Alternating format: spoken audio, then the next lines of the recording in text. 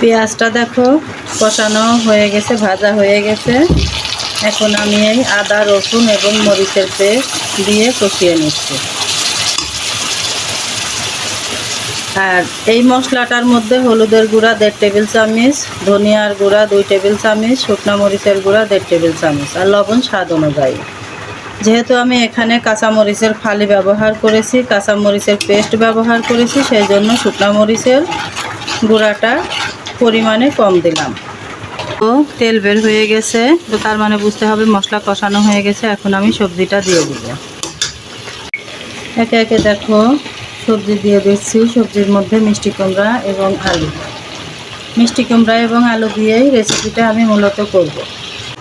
সবজিটা দেখো মশলার সঙ্গে মিশিয়ে দিচ্ছি, মিশিয়ে দিয়ে ঢাকা দিয়ে সেদ্ধ করে নেব। মশলার সঙ্গে কষিয়ে নিয়ে সেদ্ধ করে নেব। ঢাকা দিয়ে আমি ঢেকে দেব। তো বন্ধুরা দেখো সবজিটা আমার কষানো হয়ে গেছে। এখন আমি ঝোলের পানি দিয়ে পুরো রেসিপিটা তৈরি করে নেব। তো বন্ধুরা ঝোলের পানি অফ ক্যামেরায় দিয়ে দিলাম। বেশি তেলতেলে ঝোল করব না, একটু দরদরে ঝোল করব। ডিমগুলো ভেজে নিয়েছি, এই ভাজা ডিমগুলো ঝোলের উপরে দিয়ে দিলাম। মিষ্টি কুমড়া দিয়ে ডিমের এই রেসিপিটা অনেক ভালো লাগে।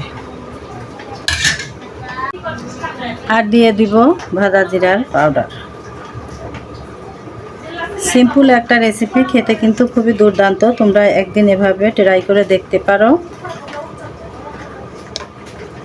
অবশ্যই ভালো লাগবে।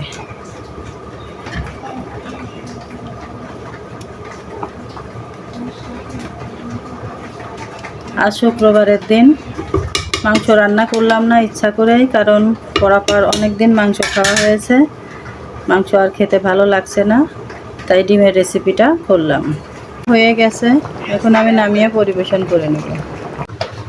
তো হয়ে গেল আমার মিষ্টি কুমড়া দিয়ে ডিমের রেসিপি। ভালো লাগলে একদম ট্রাই করে দেখতে পারো। আজ এই পর্যন্তই। আল্লাহ হাফেজ।